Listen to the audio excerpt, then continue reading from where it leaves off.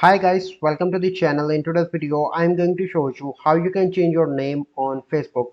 So before getting into this video, must subscribe to our YouTube channel and click on the bell icon. So the first step you simply need to do is to open Facebook and you simply need to log in into your Facebook account. So once you've done that, you simply need to click on your profile picture and click on settings and privacy. Here you need to click on settings and then you need to click on account center. Here you need to click on your profile, that is your Facebook profile,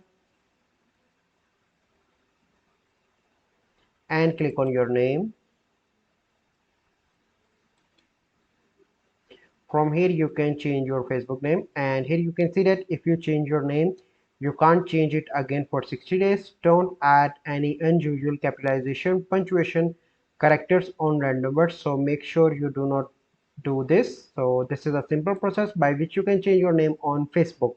So I hope you find this video helpful. If you find this video helpful, you must like this video, subscribe to our YouTube channel for future videos. We'll see you in the next video. Thank you, have a good day.